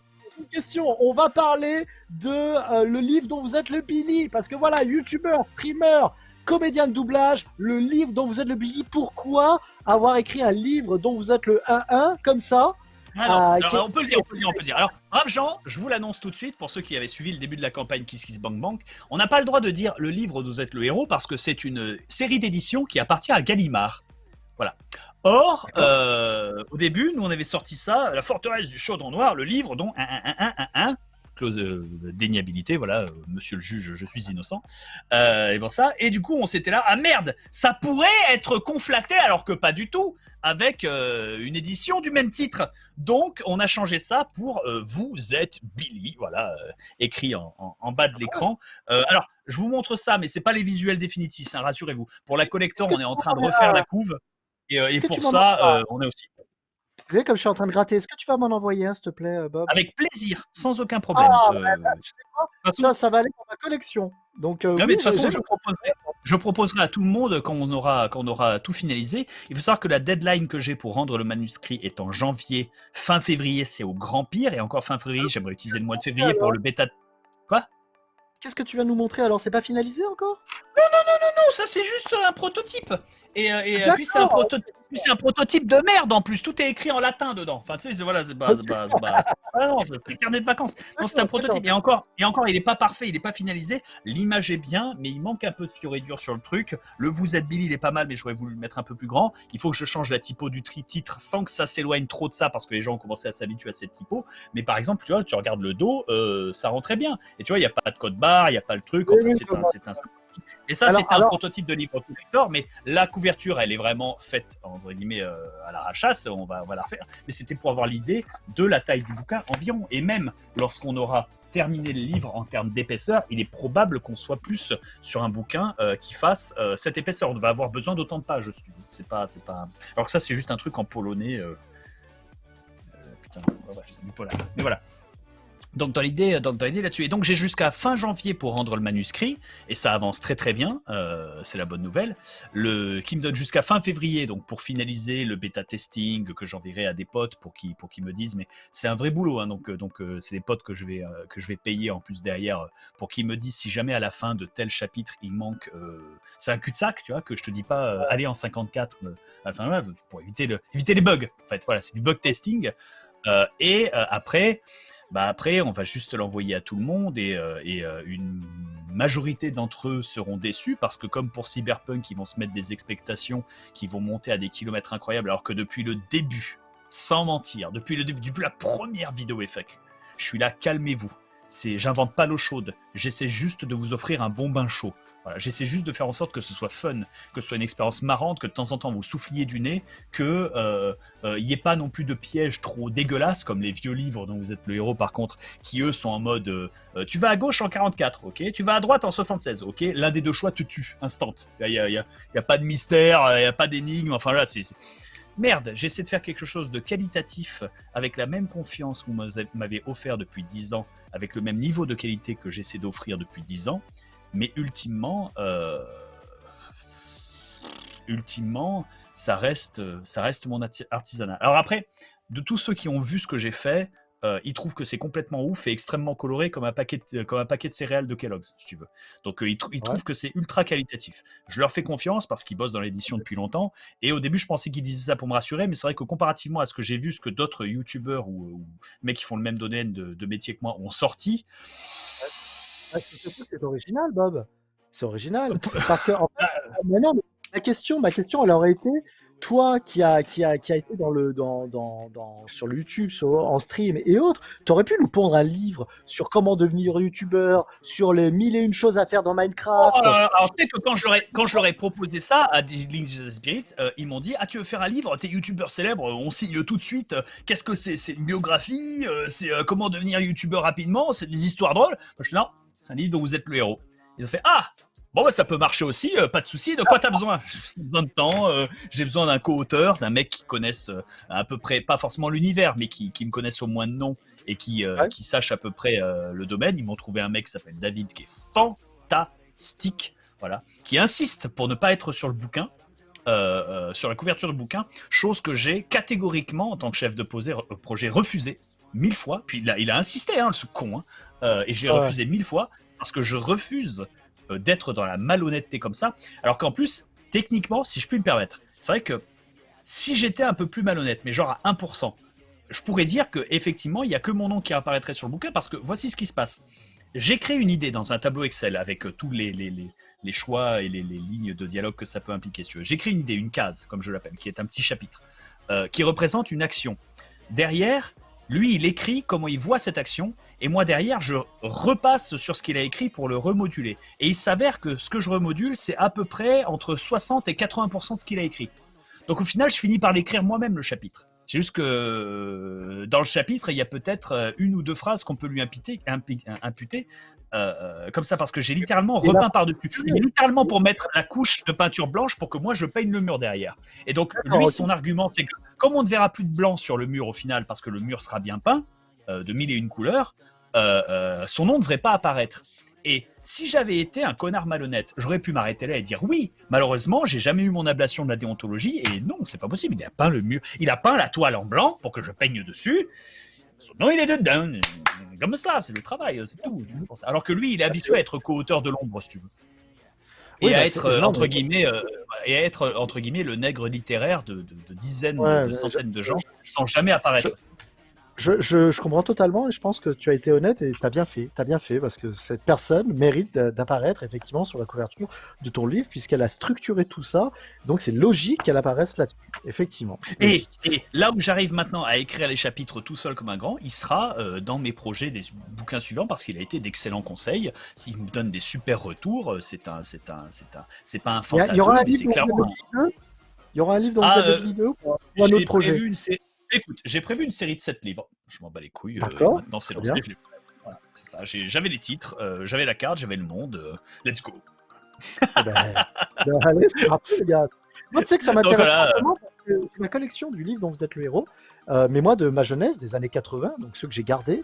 Et du coup, moi, quand j'ai vu ton crowdfunding où tu allais lancer un livre dont vous êtes le héros, déjà j'ai trouvé ça original parce que on va pas se mentir, c'est quelque chose qui se perd un petit peu, les livres dont vous êtes le héros. Il y a de Ça nouveaux livres n'existait qui sortent plus. là. Quelle surprise, tu vois ce que je veux dire? Ça fait pas de sens. Pourtant, c'est vachement bien. Enfin, pourquoi? Tu vois, je... grosse incompréhension de mon côté là-dessus. C'est vraiment quelque chose qui a disparu pour une raison qui à ce jour, m'échappe. Ben voilà, donc du coup c'est bien de le remettre au goût du jour et je trouve que c'est intéressant que ce soit toi qui le fasses parce que tu as un univers, tu as un personnage et je pense que ça va être très très bon et moi j'attends avec Et pourtant, impatience. il va y avoir des Pour déceptions qui vont être causées par ça, parce que les gens sont là, et t'as un pourquoi non? univers et attends, t'as un univers et un personnage. Oui, je l'ai implanté dans le livre, mais déontologie oblige, j'ai fait en sorte que tout dans le livre soit prenable par quelqu'un qui connaisse zéro mon univers. J'ai essayé d'être subtil, j'ai essayé d'être inclusif dans l'idée. Oui, au début de l'aventure, le premier personnage que tu rencontres, c'est celui qui te donne tes items, qui te donne ta classe, qui te donne tes stats, avec qui tu discutes. C'est Ouais. Fanta. C'est le vieux Fanta, qui est ton mentor, ton partenaire, ton ami, ton oncle. Il a les 3 images, les 3 manteaux, si tu veux, qui au début de l'aventure te conseille là-dessus. Et oui, il y a un artwork dessiné par ma sœur de Fanta qui est super bien, mais si tu connais pas Fanta, bon bah tu commences ton aventure et il y a un vieux qui t'appelle Fanta et c'est introduit que c'est ton oncle si tu veux et tu t'avances. Il y a pas de ah bah tiens il faut absolument que tu regardes là, regarde c'est Frédéric Molas et puis là derrière il y a Iron Man et non. Tu vois, non. Moi, il y a, par exemple, il y a le crâne, le fameux crâne de Skyrim, qui parle et qui fait des trucs comme ça. Il est dans le donjon, il est là pour te poser une énigme, mais c'est cohérent, scénaristiquement parlant, qu'il puisse y avoir un crâne magique qui parle à cet endroit. Voilà, tu vois, il y a pas de, c'est Non, mais pas, je comprends. rien Ça n'est sera bourré forcé. de Voilà. références, ça sera bourré de références à ton univers, mais ce sera totalement compréhensible par les gens qui ne connaissent pas ton univers. Absolument. Voilà. J'ai fait en sorte Voilà. de ne rien forcer et j'ajouterai même que j'ai fait en sorte d'éviter d'être vulgaire. Alors je dis pas vulgaire dans le sens où le personnage va pas dire oh putain ou un truc comme Familier, ça. tu veux Même dire. ouais, bien sûr, ouais, j'ai évité d'être. Je suis familier, mais j'évite d'être vulgaire parce que dans cet univers-là qui est assez médiéval fantastique et très inspiré, que ce soit Conan, Golden Axe, Pyro Barbare, tout ce que tu veux, enfin il y a des milliards de choses là-dessus. Forcément, à un moment, par exemple, il y a une possibilité de Ken, hein, je le dis, parce qu'il faut. D'ailleurs, Bon, du coup, ça inclusif sera pas parce un que livre pour les enfants. inclusif parce que t'as un homme, 2 gonzesses, une femme lézard. Voilà, Ah et, voilà, c'est inclusif. Voilà, c'est choisissez les mecs, hein, pick your chose. Tu vois, c'est pour ça. Il y en a plusieurs. Il y en a des trucs comme ça. Et il y a un passage dans l'aventure plus tard où tu tombes dans la forteresse du grand méchant sur des termes qui sont peuplés d'elfes noirs. Elfes noirs avec un E, hein, un gros E majuscule par exemple. Et il y a une manière de l'écrire qui permet. Là, comme je le dis, ça a l'air, comment ça s'appelle? Ça a l'air grivois à l'infini. Ça a l'air vachement profond, quoi ça. Non, regarde, par exemple, est-ce que je peux me permettre de lire la case? Je la spoil Bien sûr, celle-ci vas-y, parce que vas-y. je l'ai écrit. Très bien. Ok, très bien. Voici la case d'introduction lorsque tu arrives. Lorsque vous franchissez la porte lourdement fermée, vous êtes sur vos gardes et vous attendez au pire. Vous êtes tout de même surpris par l'épaisse vapeur et la riche odeur de lavande qui vous assaille les narines. Mais rien ne saurait plus vous déconcerter que la vue qui défile devant vos yeux. Une demi-douzaine d'elfes noirs se prélassent dans ce qui semble être un grand bassin d'eau chaude en échangeant des plaisanteries, le bruit des jets d'eau faisant écho au rire cristallin qui clarsème la pièce. Si leur nudité ne les gêne pas le moins du monde, il en est différent pour le barbare qui lui semble très mal à l'aise. « Des bains, que Zarkan me protège !»« C'est vraiment ça qui te choque ?» lui demandez-vous, incapable d'arracher votre regard à la vue exotique qui s'étale devant vous. Donc lui, la blague, c'est qu'il n'est pas choqué par les gonzesses, il est choqué par les bains, parce que c'est un barbare, il pue. Bon. Malheureusement, votre voix résonne dans la pièce et toutes les elfes tournent le regard vers vous. « Des hommes ?» s'exclame l'une d'entre elles, avant qu'une autre n'applaudisse de joie. « Le Seigneur nous envoie enfin de la chair fraîche. Ça commençait à bien faire de se contenter d'orques. Surtout depuis qu'ils ont compris, ils viennent plus jouer ces temps-ci. » Soupire une troisième en s'approchant langoureusement de vous. « Et vous, vous êtes venus jouer? Vous êtes notre repas ?» De toute évidence, ces dames aux apparences aguicheuses, mais à l'air menaçant, ont terriblement faim de quelque chose. Reste à savoir de quoi. Donc, Et là, tu as toutes les listes et les possibilités qui s'offrent à toi. Voilà, c'est pour ça, elles ont faim. Et bon, c'est des elfes, donc elles sont cannibales aussi. Donc il y a les deux, tu vois. Ça peut se passer bien comme ça peut se passer mal, tu vois. Il y a un mix-up. Donc, c'est une question de formulation. C'est une question de formulation. Et là, regarde, mon chapitre, c'est bien simple. Mon chapitre s'appelle Les Déglingués. Ouais, Mais il n'y aura pas le titre. C'est pour moi, pour le repérer, ensuite mettre des noms, machin et tout. Mais voici comment je l'écris. Vous jetez un coup d'œil au barbare qui hausse un sourcil en vous regardant. Vous savez que ce défi mettra votre jeune amitié à l'épreuve, et vous lisez dans ses yeux que ce qui se passe dans la forteresse restera dans la forteresse. Empli d'une assurance inhabituelle, vous commencez à vous dévêtir avant de leur lancer un « Mesdames, à table !» Rien ne saurait ensuite décrire le tourbillon de stupre sensuel, de sueur luisante et de plaisir tactile qui entreront les bains pendant encore longtemps. Si le barbare accuse une grosse partie de la charge dans un coin de la pièce, vous n'êtes pas en reste et à vous deux, vous finissez par arriver à bout de ce terrible ennemi qu'est l'endurance féminine. Épuisée mais satisfaite, elle vous laisse vous poser une question avant de quitter la pièce. Elle vous laisse leur poser une question avant de quitter la pièce. Du coup, tu peux avancer, avoir des indices ou quoi que ce soit. C'est écrit, tu vois, il y a une manière polie de le dire, voilà. Venir à bout de ce grand ennemi qui est l'endurance féminine. Ça, j'étais très fier de moi quand je l'ai trouvé. J'étais en train de manger, des céréales. C'est bon. Tu comprends? Je vais en... Voilà. Donc oui, il y a du cul, mais c'est bien amené parce que ça fait partie. Pour moi, c'est comme tout le reste. Si on peut mettre des têtes décapitées, un téton, ça choque pas, tu vois. Bon, c'est le. Après, c'est le fameux puritanisme américain qui malheureusement pollue encore toute notre échelle de divertissement, mais à l'échelle mondiale. Et ça, c'est un cancer absolu. Mais c'est un exemple et un extrait de ce que j'ai pu écrire et de mon style d'écriture, tu vois. C'est vachement fiorité et très. J'essaie de rester dans l'humour et dans l'aventure un peu épique, mais c'est pas. L'objectif n'est pas d'insulter l'intelligence de mes lecteurs. Jamais. Non, mais en même temps, j'ai envie de te dire que pour avoir lu pas mal de livres dont vous êtes le héros, je trouve que ça se... Oh putain, alors attends, parce que j'en ai... Alors pour ma recherche, j'en ai lu une pile comme ça. Mais c'est de la merde. C'est incroyable. Tu te vois, attends. La traversée infernale de loup solitaire, mais t'as lu? Mais c'est un torchon. Les mecs s'en battent les couilles. C'est incroyable. Le niveau de... Comment dire je demande pas du Elric de Melny-Bonnet, tu vois. Je demande pas du Michael Moorcock, parce que là par contre, là, c'est du Frank Herbert, tu vois. Tu hausses le niveau à des niveaux qui sont trop hauts pour moi. Je souhaite qu'on redescende. Mais il y a des livres dont vous êtes le héros. C'est niveau Tom Tom et Nana quand même. Hein. C'est assez violent. Et je m'étais toujours dit que c'est dommage, parce qu'il y a tellement l'occasion de pourtant t'emmener dans une aventure. J'imagine c'est parce qu'on était gosse et qu'on utilisait notre imagination à donf et du coup on vivait l'aventure même si elle n'était pas écrite ou pas décrite. Mais c'est pas une raison pour pas la décrire un minimum quand même, si tu veux. Ça veut pas dire que tu écrases la personne qui joue au jeu, mais tu donnes une personnalité au personnage. Il faut oser faire ça. Dans les loups solitaires, la personnalité elle est inexistante. Enfin c'est un loup solitaire, c'est vraiment un jeu sur Amiga ou sur DDoS, c'est un traitement de texte, le truc. C'est absurde, je te jure. Je te jure, c'est absurde. Et pourtant, même en le lisant, je me suis amusé à ce niveau-là. Donc je me dis que si en plus t'écris le livre bien et que l'histoire est marrante à suivre, ou qu'il y a une blague, ou que tu peux te marrer, il y a moyen de faire quelque ça bien. Regarde, par exemple, l'intro avec le crâne. Je finis là-dessus, comme ça après j'arrête de t'embêter avec le livre, mais c'est dans l'idée. Voilà, l'intro avec le crâne, exactement. Si tu vas parler avec le crâne qui est sur une étagère et qui s'excite tout seul, sa phrase qu'il te dit c'est caca, c'est pas trop tôt, depuis le temps que je me cacacasse la tête, plus personne vient me parler, c'est dommage, c'est encore le seul truc que je sais faire correctement. Caca. Qui êtes-vous? Bah, je suis un crâne, ça se voit pas? Déjà, ça commence là-dessus. Le barbare s'avance de manière menaçante. Sorcellerie, les crânes, ça parle pas. Et les abrutis, ça réfléchit pas non plus. Pourtant, t'existes. Rétorque le crâne en riant d'un claquement de dents. Vous interrompez la réponse de votre compagnon en parlant d'abord. Mais qu'est-ce que vous faites ici? Bah, j'existe. C'est déjà bien assez dur comme ça. Et je suis censé surveiller pendant que les autres font la fête. Vous allez pas sonner l'alarme? Et avec quoi? Je vous jure, les orques débilus ont le crâne encore plus vite que le mien. C'est pour dire.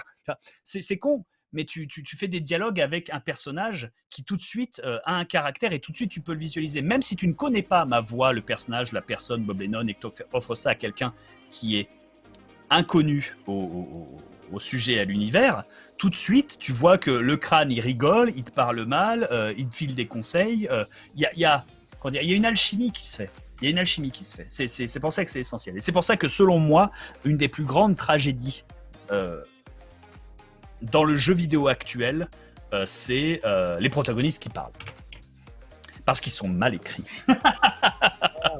Oui, mais le problème, c'est que c'est dur de retranscrire ce que tu pourrais avoir en lecture avec certains jeux vidéo à l'heure actuelle. Moi, je dirais pas que tous les personnages de jeux vidéo sont mal écrits. Attention, je dirais pas ça. Non.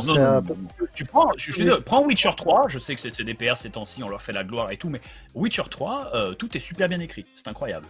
Là, c'est irréprochable. Il y a d'autres jeux, je prends, comment ça s'appelle, le jeu de zombies que tu survis, tu fais des parcours, je suis pas un feignant. Dying Light, c'est compliqué. Mais parce qu'on est sur la série Z qui s'y prête pas aussi. Il faut être objectif là-dessus, tu vois. Moi, je pense que quand on commence à s'intéresser à des jeux où on doit avoir des interactions, énormément d'interactions avec des personnages, on se doit d'avoir un personnage qui est très bien écrit. En sachant si on traite justement de quelque chose qui va être sérieux, voire un peu moins, mais vraiment sur le côté sérieux. Bien entendu que si on à défaut d'être bien écrit, cohérent. Parce que tu prends des personnages qui sont mal écrits parce qu'ils sont dans des environnements ou dans des produits qui sont faits par des gens qui ne sont pas forcément matures ou qui n'ont pas forcément bien visé leur cible leur cible de consommation. Mais à partir du moment où le personnage est cohérent, on pardonne tout, si tu veux. Il n'y a plus de problème, si tu veux. C'est la différence entre un vrai Kit Ralph 1, un monde de Ralph 1 qui est dans une cohérence et qui est superbe et qui est fantastique, et un monde de Ralph 2 qui conchit complètement sur le premier film et ses morales en réécrivant les personnages, mais n'importe comment. Et les gens s'en rendent compte, si tu veux. À partir du moment où tu enlèves la cohérence, lorsque tu fais un récit, si tu enlèves la cohérence à ce récit, je dis pas l'imagination ou les affabulations ou les vaisseaux spatiaux ou le son dans l'espace, non. À partir du moment où tu enlèves la cohérence, la cohésion à un récit, tu manques de respect à ton public. Et le respect, c'est la base de tout.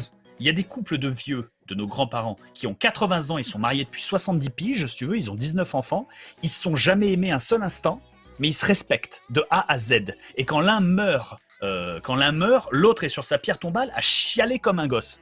Parce qu'il y a un respect. Et le respect, c'est la base de tout. Que ce soit dans les relations entre amis, que ce soit dans les relations amoureuses, que ce soit dans les relations avec des animaux, que ce soit dans les relations avec toi-même. Tout ça, à partir du moment où il y a une relation qui, dans l'apparence, a l'air bien, mais à laquelle il y a un déséquilibre dans cette couche de respect, ça devient automatiquement abusif, dystopique, tout ce que tu veux. Tu peux tout lister. C'est la base de tout. C'est la raison pour laquelle des ennemis peuvent travailler ensemble s'ils se respectent.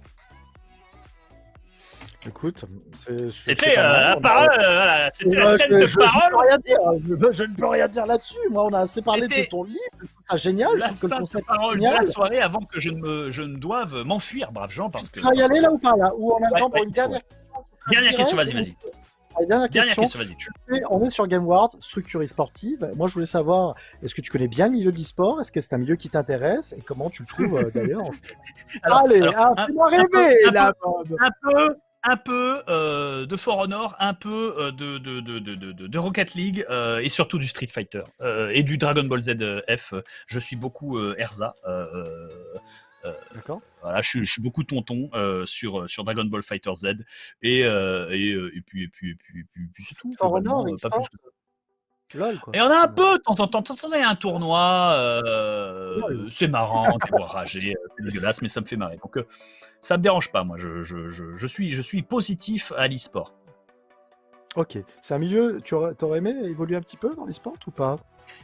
Ça aurait pu être marrant, mais ce qui me terrifie, c'est que tu sois bloqué ensuite pendant des années et des années et des années sur le même jeu. Personnellement, je me vois pas caster du LOL pendant 10 ans, en fait.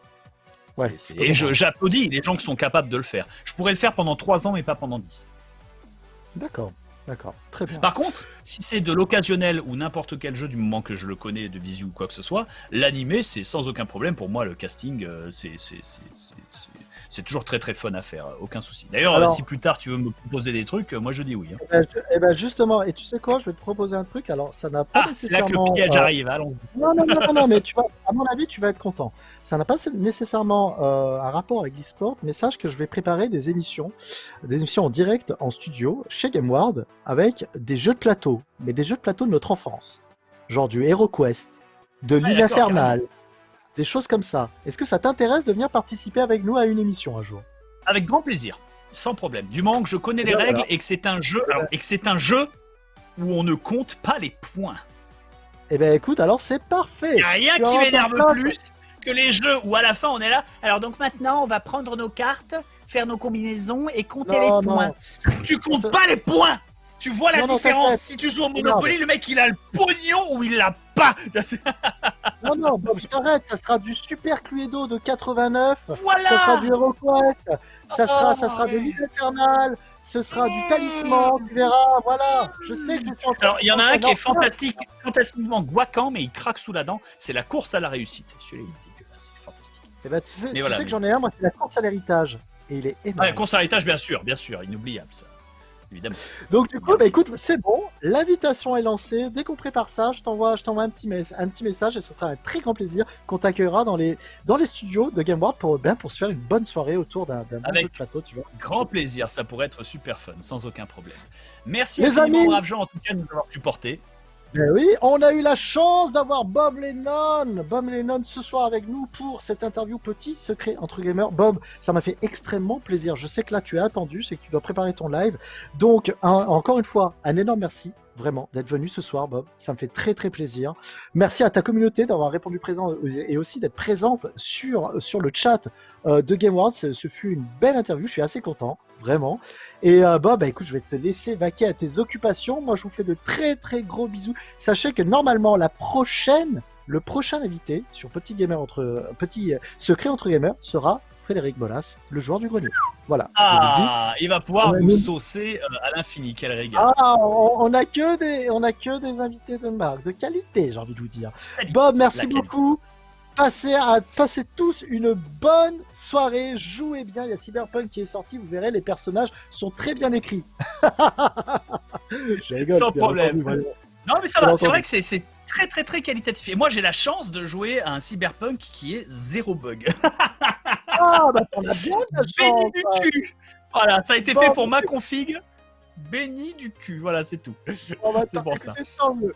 Bob, de gros Pas de bisous. soucis. Merci encore une fois à toi. Merci à vous tous. On se donne rendez-vous très très vite sur GameWard. N'hésitez pas à follow ou à sub la chaîne. Je vous fais des gros bisous. N'hésitez pas à venir me voir aussi sur ma page Twitch Fred Zolf ou sur la page Twitch de Bob qui est Bob Lennon. Des gros bisous. Passez une bonne soirée. Jouez bien et à très vite. Allez, zou.